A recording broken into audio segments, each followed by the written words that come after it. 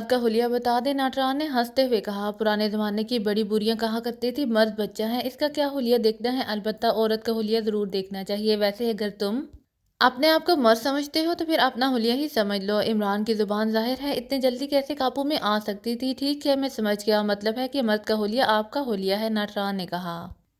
اللہ تمہارا بھلا کرے، تمہیں زندگی میں بھی کروٹ کروٹ چین نصیب کرے۔ آج تم نے مجھے مرد کہہ کر میرا سر فخر سے بلند کر دیا ہے، عمران نے کہا تو ناٹران بے اختیار کھلکھلا کر ہنس پڑا۔ کیوں، کیا آپ اپنے آپ کو مرد نہیں سمجھتے؟ ناٹران نے ہنستے ہوئے کہا، میں تو سمجھتا ہوں لیکن تنویر نہیں سمجھتا۔ وہ اکثر چیلنج کرتا رہتا ہے کہ اگر میں مرد ہوں تو پھر کاندھے پر باریک گرز رکھ کر مس جولیا کو بالوں سے پکڑ کر گھسیٹتا ہوا کسی غار میں کیوں نہیں لے جاتا۔ اب میں اسے کیا بتاؤں کہ اب جولیا وہ پرانے زمانے کی عورت تو ہے نہیں کہ خاموشی سے گھسیٹتی ہوئی چلی جائے گی۔ یہ شاید اس دور میں اس کی اپنی مرضی بھی یہی ہوگی تاکہ وہ اپنی سہیلیوں میں فخر سے سر بلند کر سکے، لیکن آج کل تو عورتوں نے مارشل آرٹس کے تمام نصابی و غیر نصابی داؤ سیکھے ہوتے ہیں، اس لیے اب اگر جولیا کے ساتھ یہ واقعہ پیش آ جائے تو بیچارے مرد کا سر اس کے غرض سے اس طرح پھٹ جائے گا جیسے تربوز پھٹتا ہے۔ عمران نے جواب دیا تو ناٹران کافی دیر تک ہنستا رہا۔ تو پھر آپ تنویر کو چیلنج کیوں کرتے ہیں؟ ظاہر ہے وہ بھی تو جانتا ہے کہ جولیا کیا کر سکتی ہے، ناٹران نے ہنستے ہوئے کہا، تاکہ میں راستے سے ہٹ جاؤں اور تنویر آج کل کے دور کے مطابق سرخ گلاب کی کلی لے کر جولیا کے سامنے پیش ہو جائے اور جولیا شرماتے ہوئے سر جھکا دے اور مارشل آرٹ بھول جائے، عمران نے کہا تو ناٹران اس پر کافی دیر تک ہنستا چلا گیا۔ اس بار میرے فون کا بل تمہیں ادا کرنا ہوگا، کیونکہ جتنی دیر تم نے ہنسنے میں لگائی ہے اتنی دیر کا بل ہزاروں میں آ جاتا ہے، اور آغا سلیمان پاشا تو اس دور کا وہ گز بردار ہے جو نہ مرد دیکھتا ہے نہ عورت، عمران نے کہا۔ آپ خود ہی ایسی باتیں کرتے ہیں عمران صاحب، ناٹران نے ایک بار پھر ہنستے ہوئے کہا۔ اچھا چلو سن لو، پھر آگے بات ہوگی، عمران نے کہا، اور پھر اس نے برائڈ اور جیکی دونوں کا حلیہ تفصیل سے بتا دیا۔ یہ کس فلائٹ سے کافرستان پہنچے ہیں؟ ناٹران نے اس بار سنجیدہ لہجے میں پوچھا۔ اتنا معلوم ہوا ہے کہ کل رات کی فلائٹ سے گئے ہیں، عمران نے کہا۔ ٹھیک ہے میں معلومات کراتا ہوں، اگر یہ ابھی تک کافرستان میں ہیں تو میں انہیں تلاش کر لوں گا، اور اگر یہاں سے نکل گئے ہیں تو میں ان کے بارے میں تفصیلات معلوم کر لوں گا، لیکن رپورٹ میں نے کس کو دینی ہے، آپ کو یا چیف کو؟ ناٹران نے کہا۔ چیف کو میں نے اس رپورٹ کا اچار ڈالنا ہے، میں تو صرف حلیہ بتانے کے چکر میں پھنس گئی، اور کال اتنی لمبی ہو گئی ہے کہ آغا سلیمان پاشا اگر کچن میں ہوتا تو اب تک 10 بار پیچھے سے فون کا کنیکشن آف کر چکا ہوتا، اس لیے اللہ حافظ، عمران نے کہا، اور ریسیور رکھ کر وہ اٹھا اور دوبارہ سٹنگ روم میں آ گیا۔ دوپہر کو بھی لنچ سے وہ فارغ ہی ہوا تھا کہ فون کی گھنٹی بج اٹھی تو عمران نے ہاتھ بڑھا کر ریسیور اٹھا لیا۔ غریب ہور او سوری لنچ ہور علی عمران MSCDSE اکثر ڈکار بول رہا ہوں، عمران نے بات کرتے ہوئے کہا۔ X2 دوسری طرف سے X2 کی مخصوص آواز سنائی دی۔ ایک ہی لنچ کافی ہے، 2 کی گنجائش نہیں ہے۔ آغا سلیمان پاشا کو متعدد بار سمجھایا ہے کہ اتنا بھاری بھرکم لنچ نہ کرایا کرے کہ جب آدمی ڈکار لیتا لیتا گورے غریبہ میں پہنچ جائے، لیکن وہ جب تک تمام ڈشیں سر پر کھڑا ہو کر نہ کھلائے اسے چین ہی نہیں آتا، اور پھر یہ بھی مجبوری ہے کہ ہر ڈش کی تعریف میں زمین آسمان کے کلابے بھی ملائے جائیں، چاہے مرچوں کی زیادتی سے ناک ہی میں سر گھٹنے والے انجن کی آوازیں نکل رہی ہیں۔ عمران کی زبان رواں ہو گئی۔ عمران صاحب، ناٹران نے رپورٹ دی ہے، اس پر بلیک زیرو نے اپنے اصل لہجے میں کہا۔ وہ پہلے اس لیے مخصوص لہجے میں فون کرتا تھا کہ کہیں عمران کے پاس کوئی ممبر نہ بیٹھا ہو، لیکن جب عمران جواب دیتا تھا تو عمران کے جواب سے ہی وہ سمجھ جاتا تھا کہ وہ اکیلا ہے یا نہیں۔ اتنی جلدی کیا ہوا ہے؟ عمران نے چونک کر پوچھا۔ برائڈ اور جیکی کافرستان کے ہوٹل گرانڈ میں رہے، لیکن آج صبح انہوں نے ہوٹل چھوڑ دیا اور ایئرپورٹ سے چارٹر طیارے کے ذریعے وہ گریٹ لینڈ چلے گئے ہیں۔ البتہ ناٹران نے یہ معلوم کر لیا ہے کہ ایئرپورٹ جانے سے پہلے برائڈ نے اس ہوٹل میں بنی ہوئی انٹرنیشنل کوریئر سروس سے 2 پیکٹس ویلنگٹن بھجوائے ہیں۔ ان دونوں پیکٹس میں سے ایک میں کاغذات تھے جب میں دوسرے میں کوئی سائنسی آلہ تھا، بلیک زیرو نے کہا۔ کس ایڈریس پر بھجوائے ہیں اور وہاں کب تک پہنچیں گے؟ عمران نے پوچھا تو بلیک زیرو نے تفصیل بتا دیے۔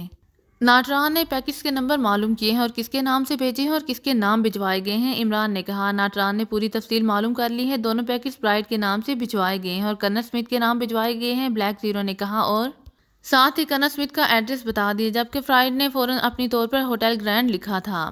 تم فوری طور پر ولنگٹن میں جیکب سے کہہ دو کہ اس نے ہر صورت میں یہ دونوں پیکٹ وصول کرنے ہیں، چاہے اس سے کچھ بھی کیوں نہ کرنا پڑے، عمران نے تیز لہجے میں کہا۔ میں کہہ دیتا ہوں، دوسری طرف سے بلیک زیرو نے جواب دیا، اور اس کے ساتھ ہی رابطہ ختم ہو گیا تو عمران نے ریسیور رکھ دیا۔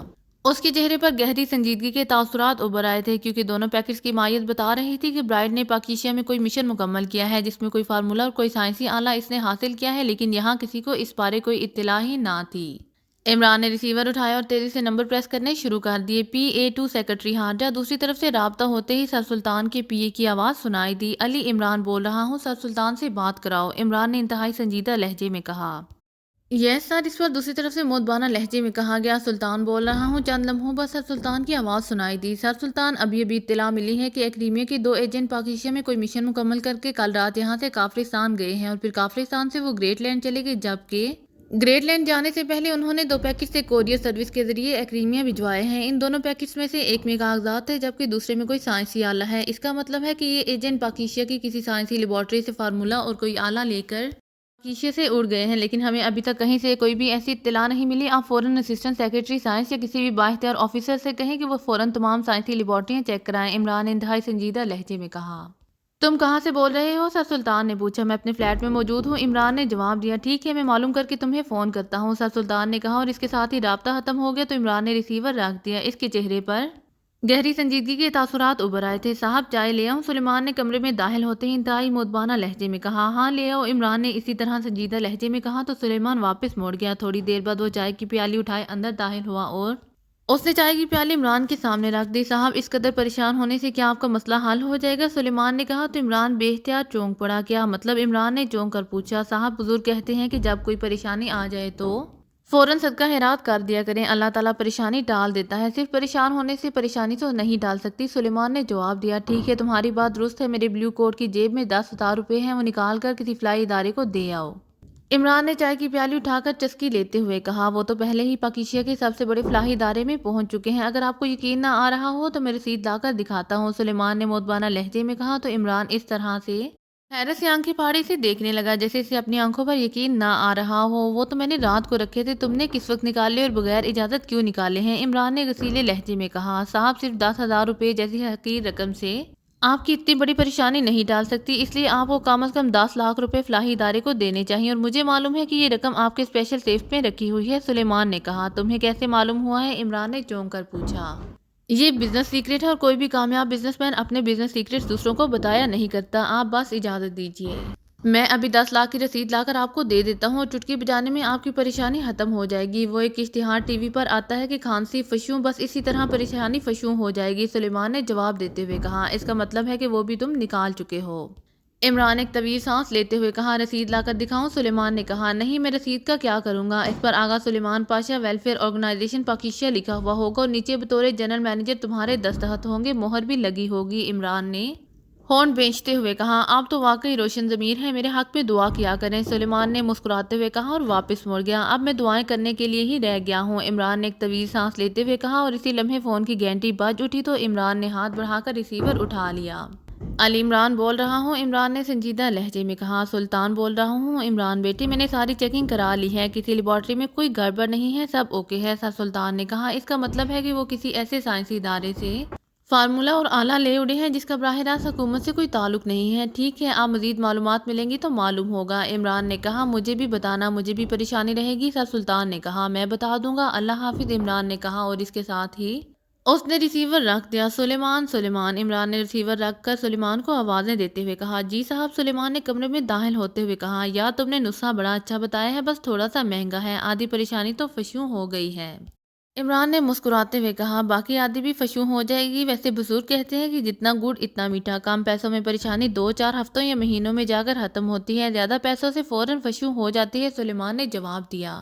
तुम्हारा मतलब ये है कि ये मसला भी अमीरों के हक में जाता है, गरीब बेचारे महीने बल्कि सालों परेशानी के चक्कर में फंसे रहेंगे, इमरान ने कहा। ये बात नहीं है साहब, अल्लाह ताला हर आदमी के हालात जानता है। हमारी मस्जिद के इमाम साहब एक बार बता रहे थे कि अगर एक आदमी के पास 100 रोटियां हों और उनमें से वो 2 खैरात कर दे, जबकि दूसरे आदमी के पास भी सिर्फ 2 रोटियां हों और इनमें से एक खैरात कर दे, तो 100 में से 2 खैरात करने की निस्बत 2 में से 1 खैरात करने वाले को ज़्यादा अजर सवाब मिलेगा। और आपने अभी 100 में से 2 भी नहीं, 1 रोटी खैरात की है, इसलिए तो आधी परेशानी ख़त्म हुई है। अगर आप अब भी 10-12 रोटियां और हैरात कर दे तो सारी परेशानी खत्म हो जाएगी। अगर आप हुक्म दे तो मैं रसीद ला दूं, सुलेमान ने कहा तो इमरान बेख्तियार हंस पड़ा। कभी अपने खजाने को भी हवा लगने दिया करो, तुम तो हैरात में 1 रोटी तो क्या एक नवाला भी किसी को नहीं देते, इमरान ने कहा। अल्लाह ताला दिलों के भेद जानता है साहब, जिसे तनख्वाह ही ना मिलती हो वो बेचारा तो सिर्फ दुआएं ही दे सकता है, सुलेमान ने बड़े बेचारगी भरे लहजे में कहा और इसके साथ ही इसने चाय की ख्याली प्याली उठाई और वापस मुड़ गया तो इमरान बेख्तियार हंस पड़ा और फिर उठकर ड्रेसिंग रूम की तरफ बढ़ गया ताकि लिबास तब्दील करके दानिश मंजिल जा सके। इसे अब विलिंगटन में पाकिस्तान सीक्रेट सर्विस के स्पेशल एजेंट जैकब की कार्रवाई का इंतजार था और जाहिर है इसकी कॉल دانش منزل میں ہی آنی تھی۔ تھوڑی دیر بعد عمران دانش منزل پہنچ گیا۔ عمران صاحب، ہماری کسی لیبارٹری سے انہوں نے یہ فارمولہ اور حالہ حاصل کیا ہوگا۔ رسمی سلام دعا کے بعد بلیک زیرو نے کہا۔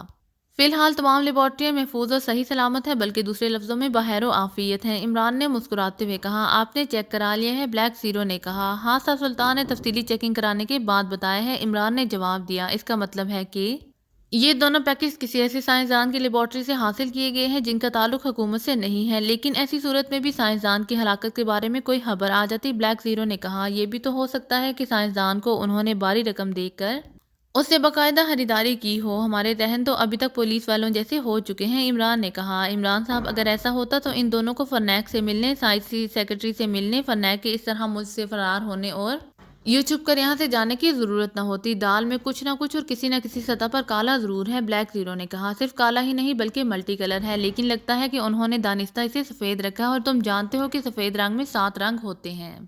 عمران نے مسکراتے ہوئے جواب دیا تو بلیک زیرو نے اس بات میں سر ہلا دیا۔ اب پتہ نہیں جیکب کی کال کب آئے۔ تھوڑی دیر بعد بلیک زیرو نے کہا، جلد ہی آ جائے گی، کیونکہ وہ انٹرنیشنل کوریئر سروس اپنی ڈاک کی بروقت ترسیل کے لیے اپنے طیارے استعمال کرتی ہے، وہ انہیں عام فلائٹ سے نہیں بھجواتی، اور ناٹران کے مطابق کافرستان سے دونوں پیکج ایکریمیا کے لیے روانہ ہو چکے ہیں، عمران نے جواب دیتے ہوئے کہا۔ اور پھر واقعی ایسے ہی ہوا۔ تقریباً 2 گھنٹوں بعد اسپیشل فون کی گھنٹی بج اٹھی تو عمران نے ہاتھ بڑھا کر ریسیور اٹھا لیا۔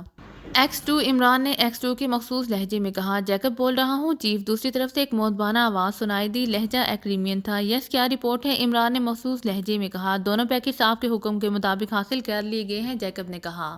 کیسے؟ تفصیل بتاؤ، عمران نے سرد لہجے میں کہا۔ انٹرنیشنل کوریئر سروس کا جہاز جیسے ہی کافرستان سے ولنگٹن پہنچا، ان کی مخصوص 4 وینز اور 2 منی ٹرک سامان لینے کے لیے وہاں موجود تھے۔ میں نے ایئرپورٹ پر ہی ان کے ایک آدمی کو اپنے ساتھ شامل کر لیا تھا۔ اس نے ہمیں اطلاع دے دی کہ ہمارے مطلوبہ پیکج کس وین میں رکھے جا رہے ہیں۔ تمام منصوبہ پہلے سے تیار تھا۔ ہمارے آدمیوں نے اس وین کی سٹارٹنگ میں معمولی سی گڑبڑ کر دی، چنانچہ ہمارے منصوبے کے مطابق یہ دوسری وین سے 15 منٹ بعد سٹارٹ ہوئی، جبکہ دوسری وینز اور منی ٹرک 15 منٹ پہلے جا چکے تھے، ورنہ یہ سب اکٹھے جاتے۔ ہمارے آدمی ان کے روٹس پر ایک ویران علاقے میں موجود تھے، چنانچہ یہ وین جب وہاں پہنچی تو اسے روک کر سائیڈ میں لے جایا گیا تاکہ پولیس اسے عام سی ڈکیتی کا کیس سمجھے، اور پولیس نے واقعی اسے ڈکیتی کا ہی کیس بنایا ہے، جیکب نے تفصیل بتاتے ہوئے کہا۔ تم دونوں پیکج لے کر خود چارٹر طیارے کے ذریعے ایکریمیا سے گریٹ لینڈ پہنچو، اور گریٹ لینڈ سے دونوں پیکج رانا ہاؤس کے ایڈریس پر جوزف کے نام انٹرنیشنل کوریئر سروس کے ذریعے بک کرا دو، اور پھر خود عام فلائٹ سے واپس چلے جانا۔ دونوں پیکج پر بھجوانے والے کا نام اور پتہ فرضی ہوگا، نام مائیکل اور پتہ کوئی بھی لکھ دینا، اور وصول کرنے والے کا نام جوزف ہوگا۔ عمران نے تفصیل سے ہدایات دیتے ہوئے کہا۔ یس سر، دوسری طرف سے کہا گیا، اور عمران نے ریسیور رکھ دیا۔ پھر اس نے دوسرے فون کا ریسیور اٹھایا اور نمبر پریس کرنے شروع کر دیے۔ رانا ہاؤس، دوسری طرف سے جوزف کی آواز سنائی دی۔ علی عمران بول رہا ہوں، عمران نے کہا۔ یس باس، جوزف نے کہا۔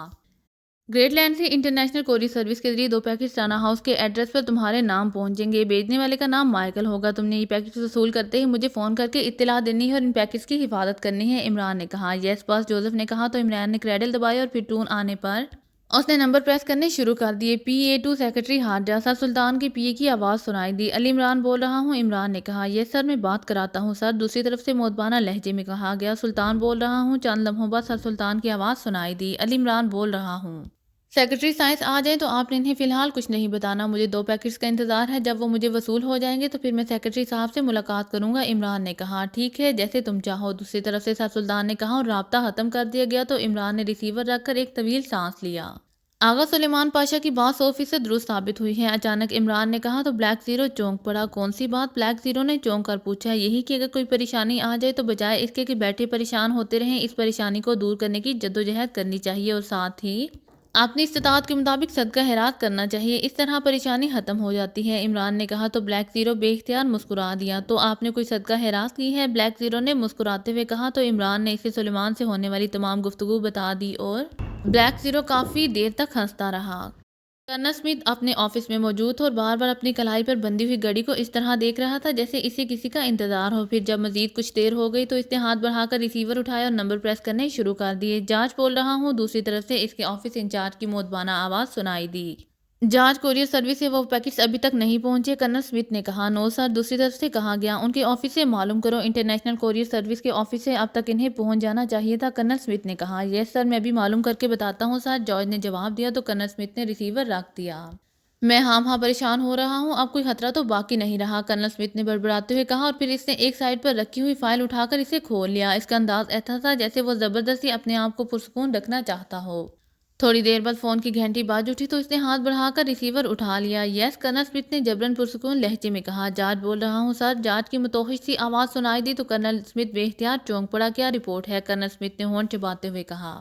इंटरनेशनल कोरियर सर्विस की जिस वैन में हमारे पैकेट्स मौजूद थे, इस पर एयरपोर्ट से ऑफिस आने के दरमियान डाका पड़ा है। वैन के ड्राइवर और दूसरे अमले को बेहोश कर दिया गया है। पैकेट्स का एक बैग भी गुम है और वैन में मौजूद डिलीवरी की भारी रकम भी लूट ली गई है। मैंने मालूमात हासिल की हैं, जो बैग गुम हुआ था इसमें वो दोनों पैकेट्स भी थे। पुलिस स्टेशन से पता चला है कि पुलिस को ये बैग कुछ फासले पर झाड़ियों में पड़ा मिल गया है, लेकिन इसमें से हमारे दोनों पैकेट्स गायब हैं। पुलिस इसे डकैती का आम केस समझ रही है और इनका कहना है कि इन बैगों में कोई ऐसी कीमती चीजें मौजूद थी जिनकी वजह से डाकू इसे साथ ले गए हैं। जॉर्ज ने तफसील बताते हुए कहा। वेरी बैड, ये तो सारा मिशन ही नाकाम हो गया है। ले जाने वालों को इस सारी तफसील का कैसे इल्म हुआ? ब्राइड ने तो इसे काफरिस्तान से बुक कराया था और वो पाकिस्तान से तो निकल आया था। फिर ये सब कैसे हुआ और क्या हुआ है? कर्नल स्मिथ ने तेज और तुंद लहजे में कहा। अगर आप इजाजत दें तो हम अपने तौर पर डाकुओं को ट्रेस करें। पुलिस तो इन्हें ट्रेस कर रही है, लेकिन मुझे यकीन है कि पुलिस इन्हें ट्रेस कर सकेगी, जॉर्ज ने कहा।